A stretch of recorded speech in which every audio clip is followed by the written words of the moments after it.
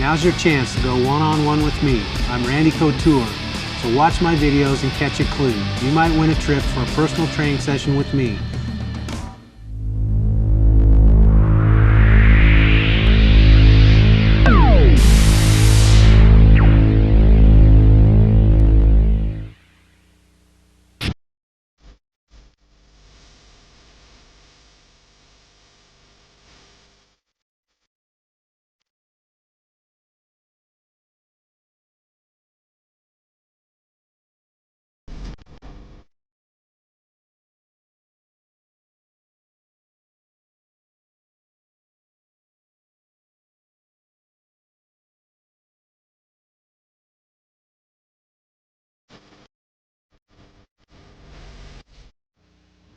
If you take the striking out of these events, then you have a grappling competition. And today in this segment I want to talk about grappling takedowns. I'm going to use Nathan here as my assistant. We're going to cover some tie-ups, some hand control, and some different setups, and then a few different takedown situations for grappling events. Now, the first thing you're going to realize when you're dealing with a grappling event is your stance is going to change. I no longer have to worry and protect my head so much and worry about being kicked or punched. What I have to do is protect my hips to keep from being taken down. So that's going to cause me to take more of a traditional wrestling stance and move and operate from this position. From this traditional wrestling stance, I'm going to use a couple lines of defense. The first one is my hands. I'm going to use my hands to keep Nathan away from me. My elbows, if Nathan gets through my hands. And the last one is my head. I want to try and keep my head a little bit lower than my opponent's head. I'm going to use several different tie-up situations. That's where, in order to move Nathan and break down those lines of defense so that I can attack his hips and take him down, I've got to use my hands and move my feet to create motion and create those opportunities to penetrate and take Nathan down to the mat. One common tie-up is just a double bicep tie-up. I'm grabbing both of Nathan's biceps, and now from here I can steer him and make him step and manipulate him so that I can penetrate and take him down. Bicep tie-ups are very effective. Another common one is the elbow tie-ups. If I move into my opponent and he wants to put hands on me to keep me away from him, which is a way that I like to approach a lot of takedown situations, is moving into his comfort zone so that he wants to put hands on me to keep me off of him and keep me away from him. He's giving me those elbows that I can grab, and I don't want to just hang on to him. I want to pull him in so that I have control of him. So if I use light hands and just put him up here, he's still got bicep tie-ups, and now he can steer me and manipulate me.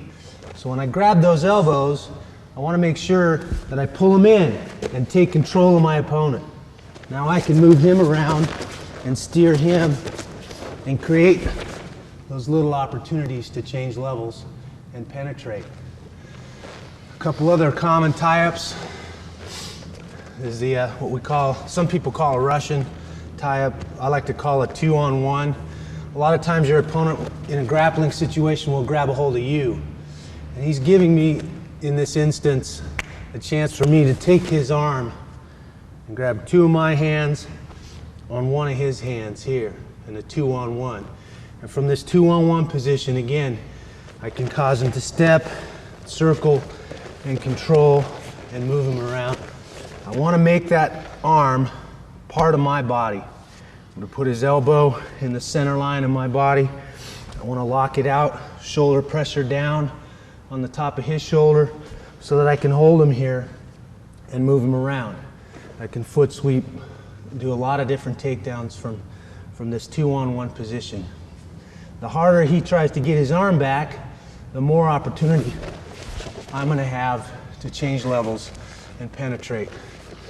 Another nice tie-up from this situation for grappling takedowns is the underhook.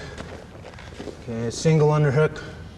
Again, I've effectively broken down those lines of defense. Nathan's hand and elbow are out of the way now. I've got free access to penetrate to his hips right here.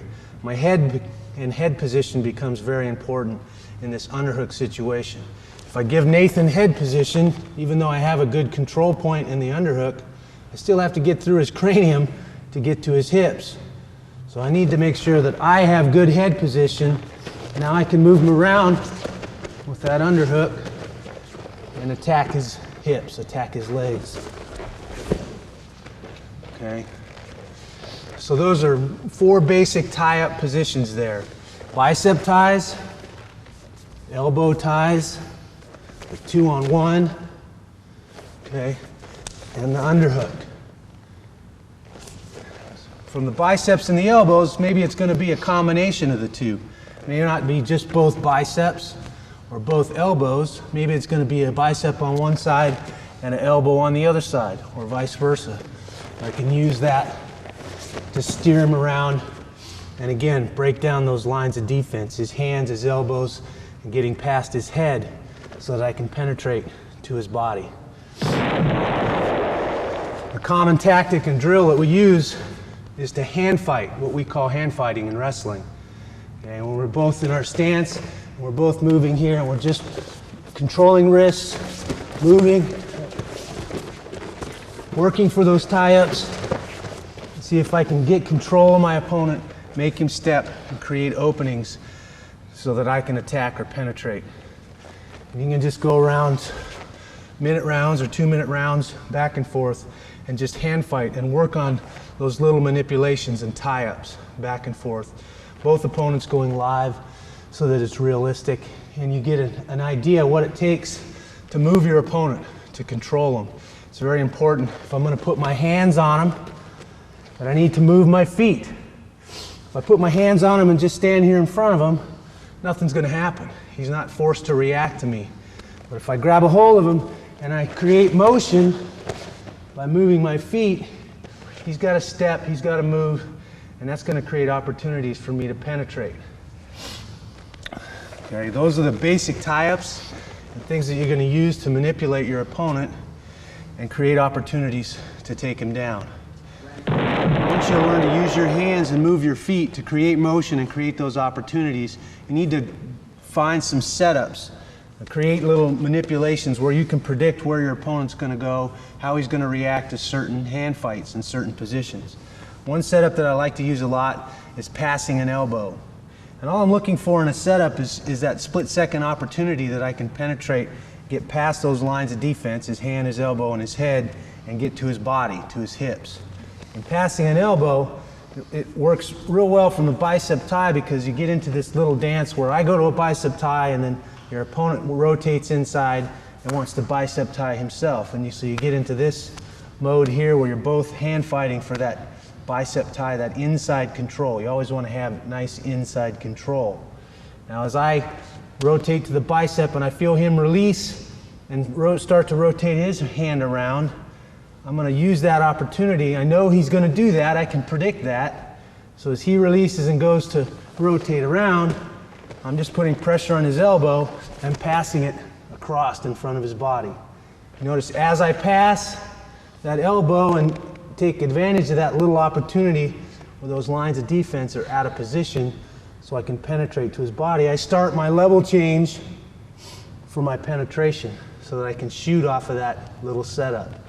So the elbow pass is a pretty effective way to set your opponent up, create that opportunity to penetrate and take him down. Another common setup that I like to use is an arm drag. Okay, and I can set up an arm drag in several different fashions.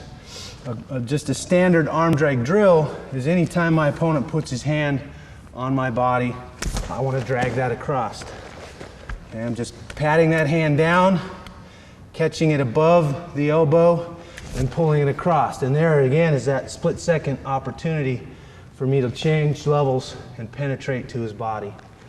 Okay, so just a simple drill to get the hang of the arm drag is just here, here, here, here.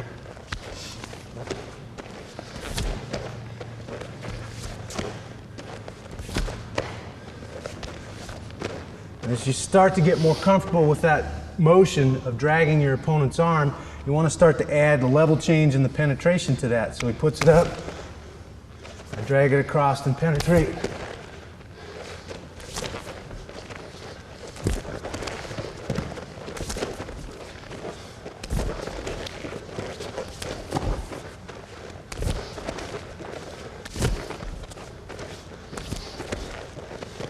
Now when you go home next Christmas and your grandma puts her hand on you, you arm drag her and you throw her down. Works real well. The idea is that you do it enough so that it becomes second nature.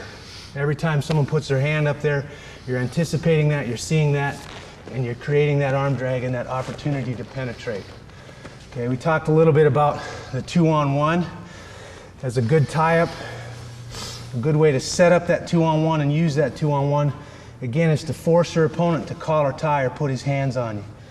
As soon as I move into his comfort zone, keeping my lines of defense in position, and he puts those hands on me, that's what I'm waiting for. I'm gonna cross, reach across, I'm gonna rotate my shoulder, move my feet, and pull that arm across. And that baseball grip on the wrist, elbow to the center line of the body. And now in this position is my setup. Whether I circle one way and make him step with a single, or I make him circle the other way and put some pressure on him so he steps there. Just depends on what technique I'm trying to set up. So being able to, every time he puts his hand up there, pull that 2-on-1 in, I'm again eliminating those lines of defense for that split second, establishing some control so that I can create that opportunity to penetrate. A real common way and another setup that we like to use is that underhook. And there's several different ways to get into that underhook position.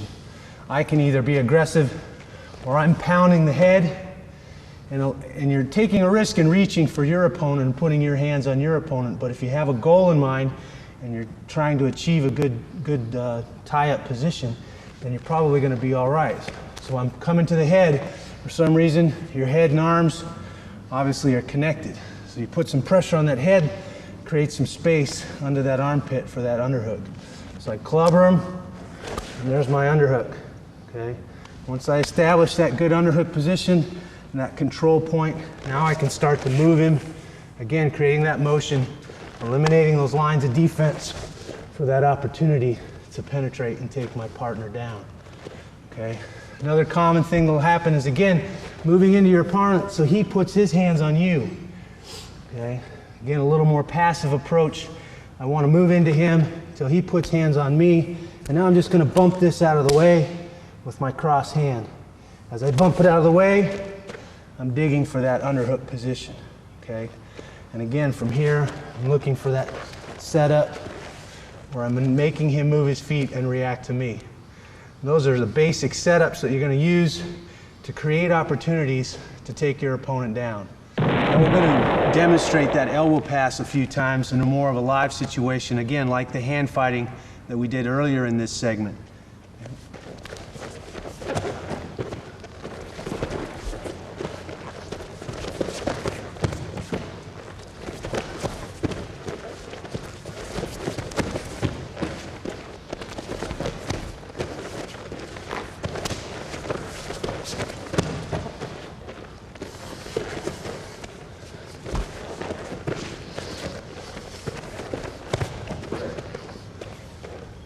Another nice setup is just to simply snap your opponent's head.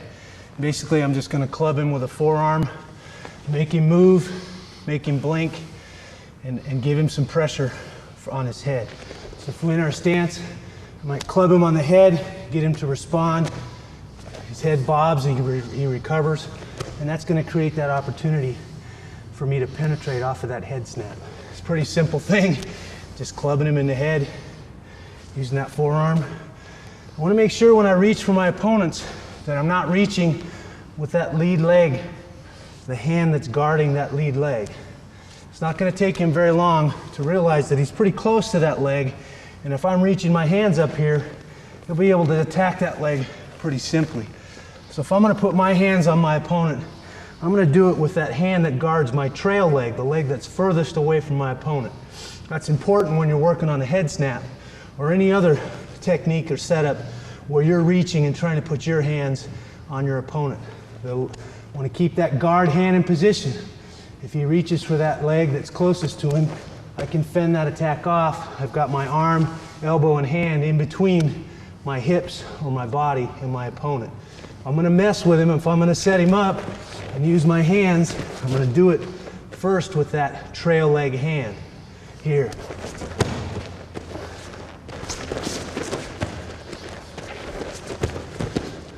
I switch my grip or my stance, and I can switch hands.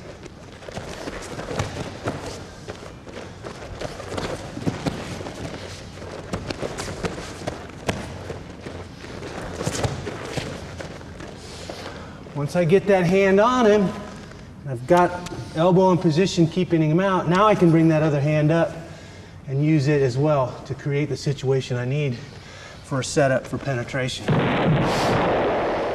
And the first and simplest takedown that I want to cover is just a straight double leg. It's the most common. It's the first takedown you would teach a little kid if you're teaching him how to wrestle. Again, it involves some basic techniques or basic skills that you need to know for any takedown. The first basic skill is going to be a level change. Okay, and go from a head-to-head position.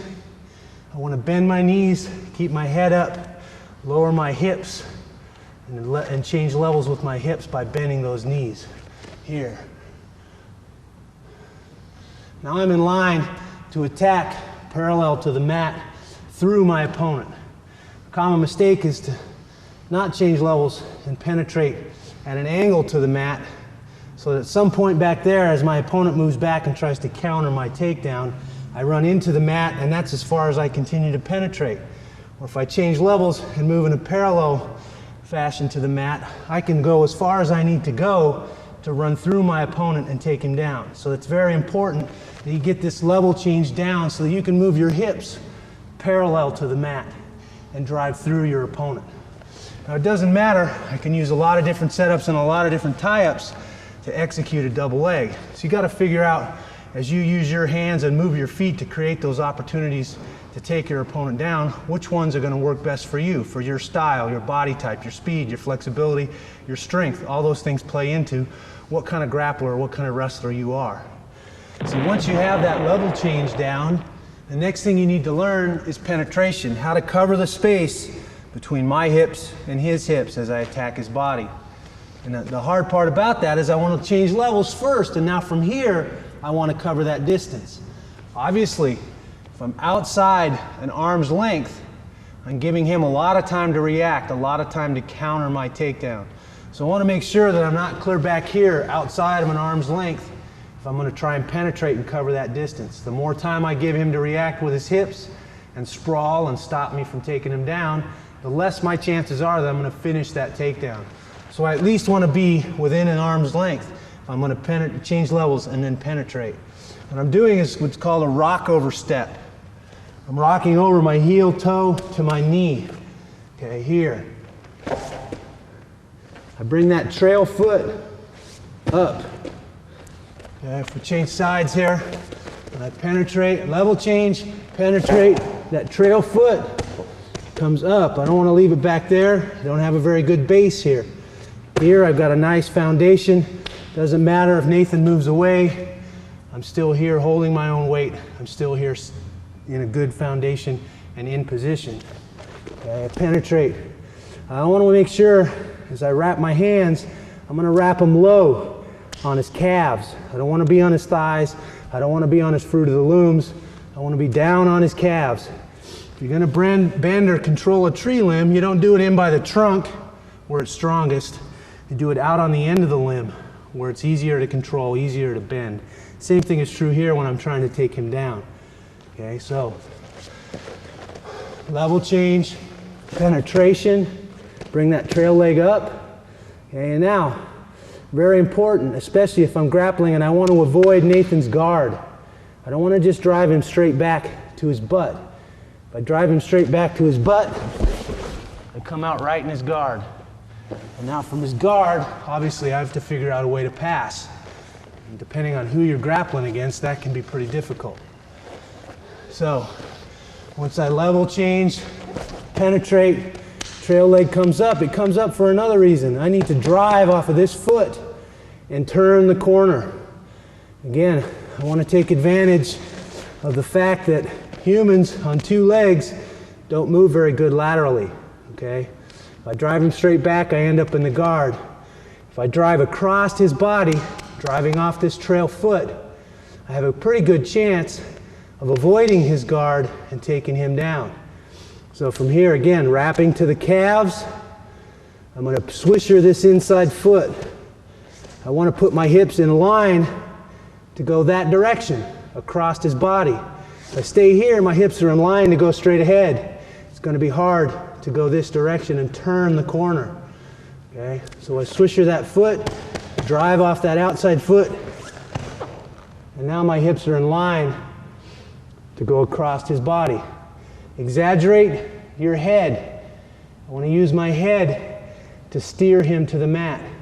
It's like an extra appendage, an extra arm, if you will. I'm using that head, looking the way I'm going, and steering him to the mat. Okay, so again, level change, penetration, trail legs up, swisher the inside foot, driving across his body, turning the corner. Okay. Now as I turn that corner, level change, penetration, trail leg comes up, inside knee pivots. I'm going to drive across his body. As I drive across and steer him to the mat with my head, this inside arm needs to straighten and put pressure on that leg. And that's going to allow me to pass this guard and stay out of his legs from here. Now I can work up his body and achieve a good cross-side position. And that's very important. I've eliminated the need to fiddle around and be caught in his guard, being the risk of him submitting me, crawling up my back, looking for a triangle or an armbar. So again, as I drive across, I'm planting my shoulder right in his stomach, trying to pin his hips down. I want to make it hard for him to shrimp, hard for him to create space to get this bottom leg through and around my waist. So I'm putting all my weight on his body. This arm that was across his leg is straightening out so that he can't bring that leg in and again shrimp and get it around my waist. All right, here. And now I can bring this top leg in and work up to a good cross-side position. Anytime I can take my opponent down and eliminate the need for passing his guard, I'm one step ahead of the game. I'm in a much better position than I am having to pass his guard and worry about his opportunities to be offensive. So again, figure out what setup you're going to use, whether it's going to be an elbow, bicep, or what. Make him step, move him. Level change, penetration, pivot, drive.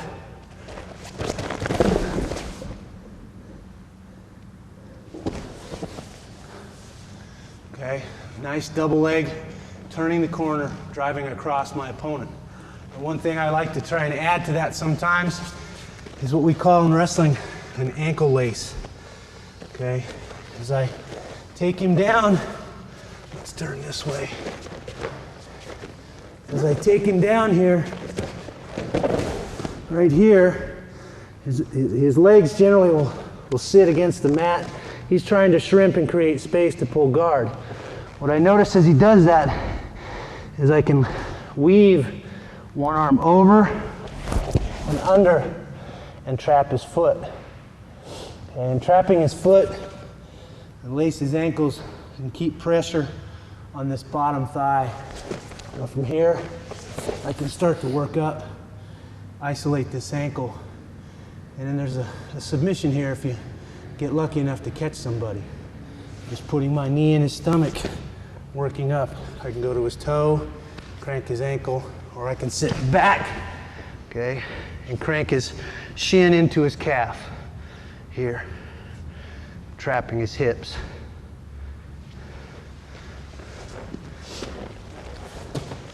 So, as you take your opponent down in that double leg, look for that ankle lace. A lot of times it's there. It's something that you can pick up pretty easily. Do some double legs here. A little more real time, kind of give you an idea what double legs look like in real time at real speed.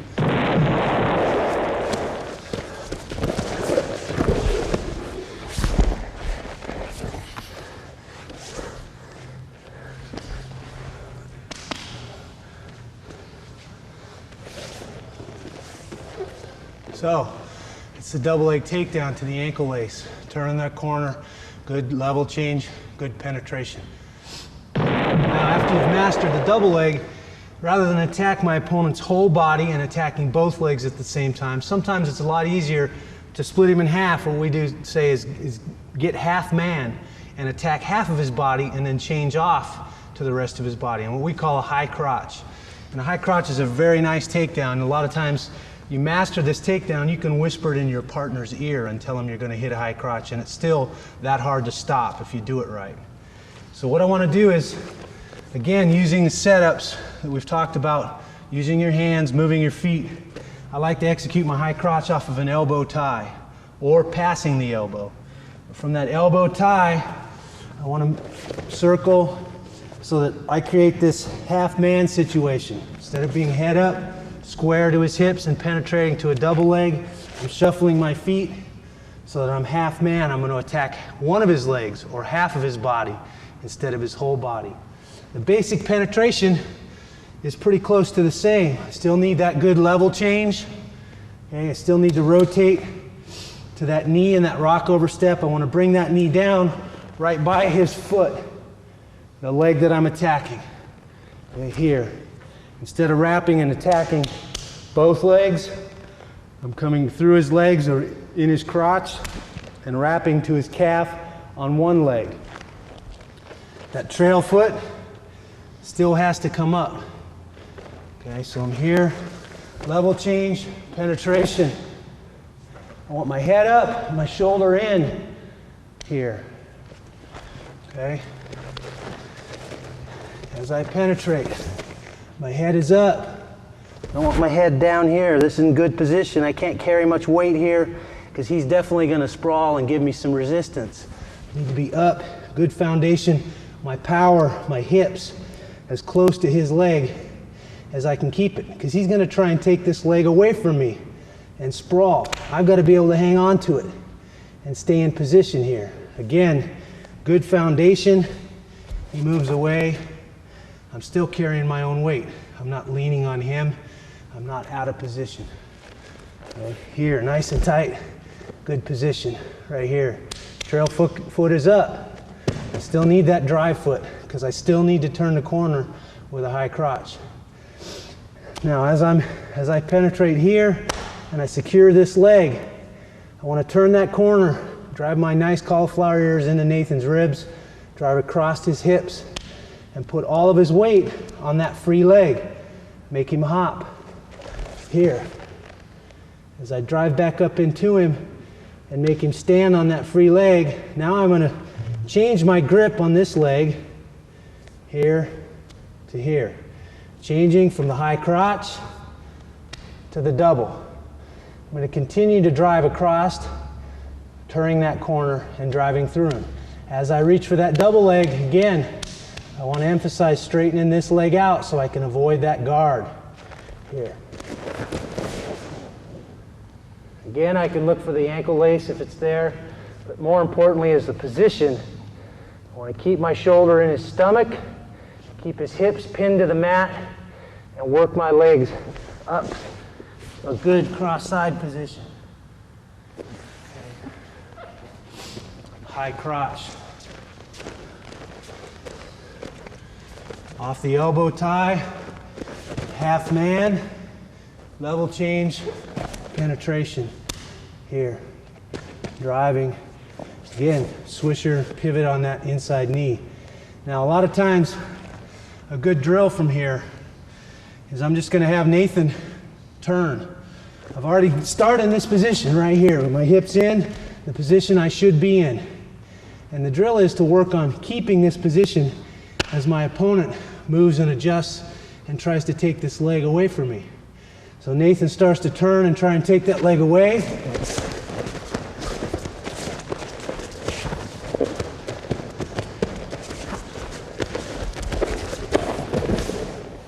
Okay. I pivot, pivot, pivot, pivot, turn, and stay in position so that I can bear his weight and finish that takedown. That's a very crucial point. I've done all the work. I moved him, I broke down his lines of defense, and I penetrated all the way in here, the hard part's done. Now I need to stay in position, drive through and finish this takedown, score those points, take this guy down, okay? You don't want to get this far and then allow this guy to take you out of position and take your takedown or your opportunity away from you. So this is a very good drill. Get in here, have him spin, go ahead.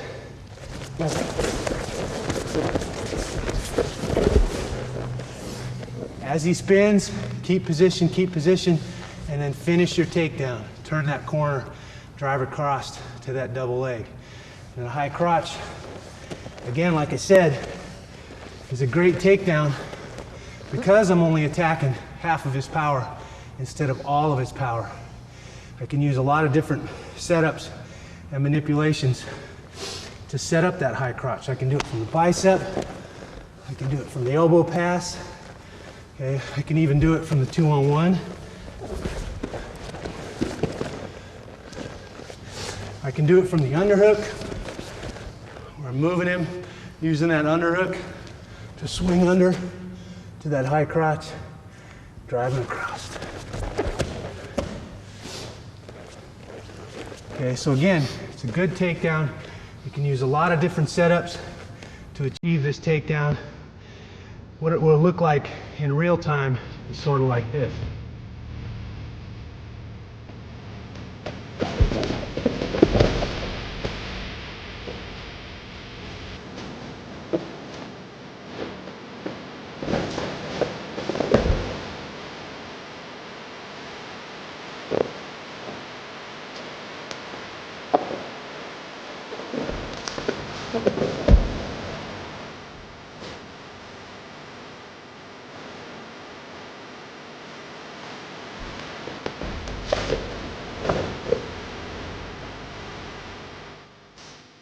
That's the high crotch takedown.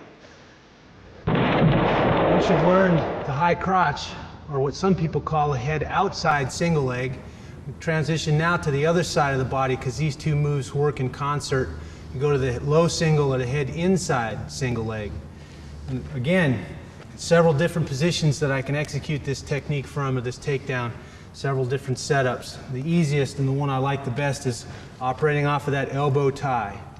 By using that elbow tie and a bicep tie on the other side, I can circle away from the leg I want to attack. If I circle towards that leg, it's moving away from me. It's much harder for me to close that distance and get to that leg. If I circle away from it, now it's coming towards me. I plant that back foot to drive and penetrate, level change and penetrate. That leg is coming towards me. I close that distance to that leg a lot quicker. Okay, so use your tie-ups. Move your feet to create those opportunities to penetrate. Now this penetration, the level change is exactly the same. Still want to bend my knees and get down here with my hips so that I can penetrate to that leg. But the penetration step itself is a little bit different. Rather than split his body and attack here like we did for the high crotch or the double, I'm penetrating to the outside. My knee is going to come down right on the outside of his foot. Now I want to be careful. A common mistake is to want to sweep around the corner here. And the shortest distance between 2 points is a straight line. So even though I'm moving him in a circle, I want to make sure when I penetrate, that I penetrate in a straight line to that leg. Okay, it's very important. If I start sweeping around that leg, I'm giving him an opportunity to react and take that leg away from me and put myself out of position. So I want to shoot straight to that leg. Circle away from it. Level change, penetrate. As I penetrate and that knee comes down, I want to bring this hand around the back of his knee. I want to stay below his knee. If I'm at his knee, when he sprawls, he can extend me and get me in trouble. If I stay below his knee on his calf or lower ankle, now your knee is a weak link. It's a one-dimensional joint in that it only moves forwards and backwards like this. If I put pressure on it laterally, it's connected to his hip. It keeps him from being able to turn his hip and cover my head, and again, get me in that extended and troubled position. Being here, I don't have much power, it's hard for me to finish. So I want to eliminate his ability to drop his hips and bring him down on the top of my head and sprawl. And I do that by when I wrap my hand staying below his knee, down on his lower ankle. Okay? It's an important key. Again, level change, penetration, and now I'm going to throw this hand around. Imagine I'm punching a punching bag here from the back. And that's going to cause me to pivot on this knee. My head is going to stay inside of his thigh or knee. I don't want my head back here. Okay, I want to have good shoulder pressure laterally on that knee here. Okay, I'm pivoting to this angle. His power is in the front. His power is his hips. I stay out here in front, he's going to sprawl, and I'm going to be in trouble. Okay?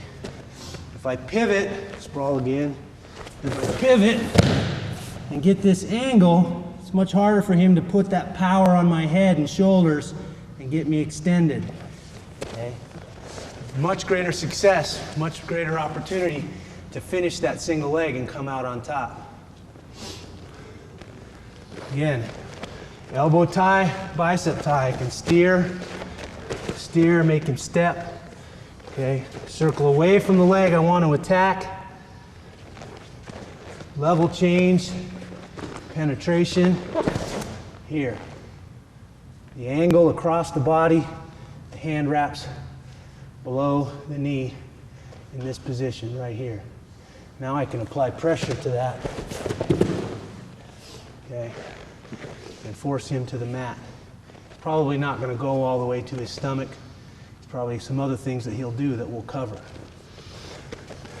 More often than not, as I shoot, he's going to respond by sprawling, trying to take that leg away from me. Okay? So I'm here, I penetrate, he sprawls, and he takes that leg away from me. I've pivoted, right? I'm here.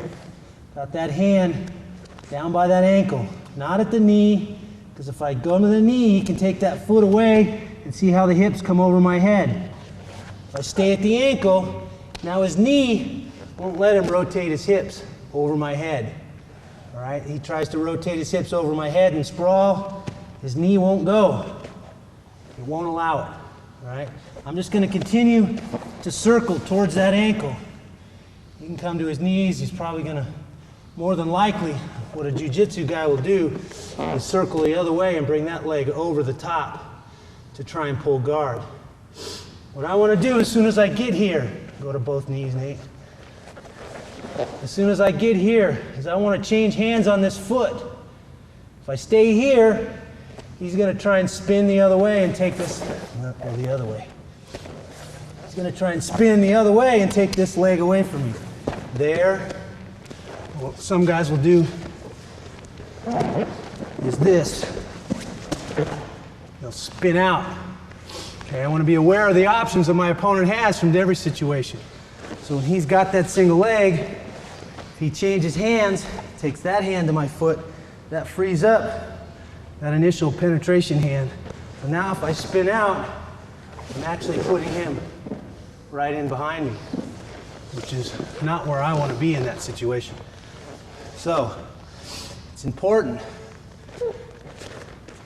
as I penetrate, as soon as I'm here, I'm changing hands on that ankle.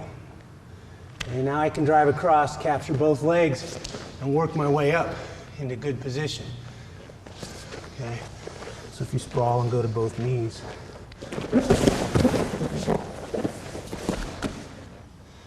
Here.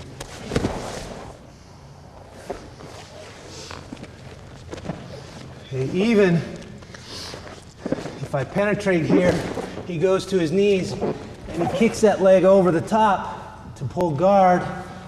Boom. As I change hands on that ankle, I'm looking to pass that leg and attack. Again, to cross side. Worst case scenario, I end up in his guard. Okay, so I have to pass his guard. That's okay. I've still taken him to the mat, still taken him down, scored those points in a grappling situation. So you see the single leg creates several different scenarios and several different options for you, but it's a really, really good takedown. Again, level change, penetration, get that angle through his body.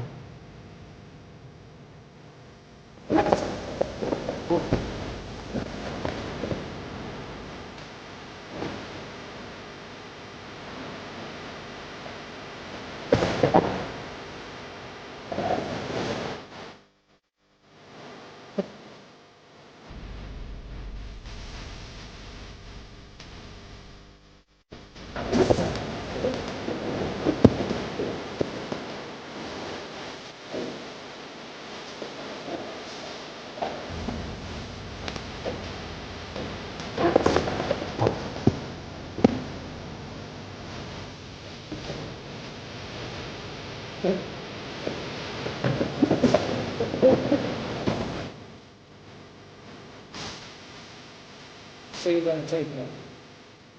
The nice thing about the single leg and the high crotch is that the two moves work in concert together.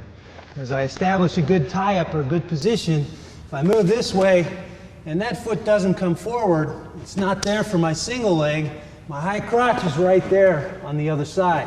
So the two moves, one or the other, is usually always going to be there on one side or the other from the same stance.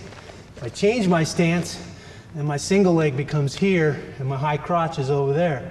Again, I have to adjust to what leg my opponent leads versus which leg that I'd like to lead in a grappling situation, and decide which takedowns are going to work best for me against that opponent. Now, if I combine the two moves, the single leg and the high crotch, I come up with a knee tap, and it's a real effective move, kind of a slick move. Looks kind of neat when you touch a guy's knee, you pop out on the other side and the guy falls on his face, okay? And again, if you have a good single leg and a good high crotch, this will be a pretty easy technique for you to pick up. Basically what I'm doing is I'm touching like I'm going to execute a single leg. And I'm only doing this as a setup in that I want him to react with his hips and start to sprawl. So as I move him and I touch that single leg and he starts to sprawl, now I'm going to finish with penetration just like I would on a high crotch, and I come out right behind my opponent. Really slick move. Takes some timing. If you get that timing down, you look pretty dang fantastic when you hit that technique. So again, touch to the single. I'm tapping that knee. As he reacts and takes that leg away from me so I can't single leg him, I'm popping my head out that other side and that high crotch penetration. And then from here, I'm simply pivoting around the corner. And I want to take this knee with me as I pivot around the corner.